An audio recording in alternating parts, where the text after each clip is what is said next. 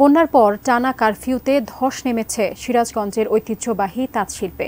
জেলার কাপড়ের মোকামগুলো ক্রেতাশূন্য। মাস জুড়ে কারখানা বন্ধ থাকায় কর্মহীন অসংখ্য শ্রমিক। বড় ধরনের ক্ষতির মুখে কারখানা মালিকরা। সিরাজগঞ্জ প্রতিনিধি ফেরদৌস হাসানের তথ্য, ছবিতে ডেস্ক রিপোর্ট। সিরাজগঞ্জের বেলকুচি উপজেলার এনায়েতপুর ও শাহজাদপুর চৌহালি তাঁতপল্লীর এমনই হাল অবস্থা।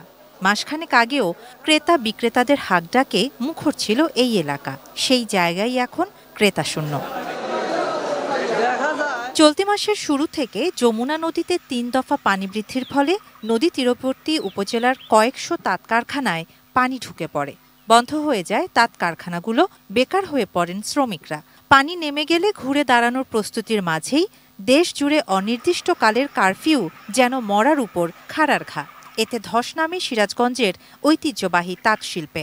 কাপড় নিয়ে গেলে কোনো ব্যাপারই নাই, আবার সেই যে হাটে যাবে, যাইতেও ভয়, আসতেও ভয়। হাটে লোকজন নাই, বহুল পার্টি আইছে, কিন্তু এখন গাড়ি ঘোড়া বন্ধ দেয় এবং কোনো লোকজনই নেই। আবেদন সরকারের কাছে যে আমাদের যদি কোনো ব্যবস্থা করে দিত, তার শিল্প কিছু করে দিলে আমাদের তো কাজ হইতো, আমরা কাজ পাইতাম।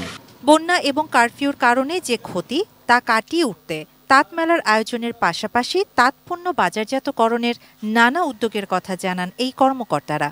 সামাজিক যোগাযোগ মাধ্যম, সেখানে আমাদের যে হ্যান্ডলুম বা আমাদের যে তাঁতিরা যে লুঙ্গি বানাচ্ছে, শাড়ি বানাচ্ছে, গামছা বানাচ্ছে, এটা নিয়ে আমরা বিশেষ একটা প্রচার করব। সেই সাথে আমরা চেষ্টা করব যে সরকারি কোনো সহায়তা দেওয়া যায়। আমরা মেলার মাধ্যমে বিভিন্ন তাঁতিদের কাছ থেকে কাপড় সংগ্রহ করে মেলা দেখাচ্ছি। সেখান থেকে আমাদের বিভিন্ন বায়ার, তাদের যদি পছন্দ হয় তারা সরাসরি মালিকের সাথে যোগাযোগ করে তারা সেভাবে পণ্য কিনছে। বাংলাদেশের জাতীয় অর্থনীতিতে তাঁত শিল্পের ভূমিকা অপরিসীম। এই শিল্পকে টিকিয়ে রাখতে জোরালো উদ্যোগ নেয়ার দাবি এই শিল্পের সঙ্গে জড়িত অসংখ্য মানুষের। Shahana Jahan, desk report, ATN news.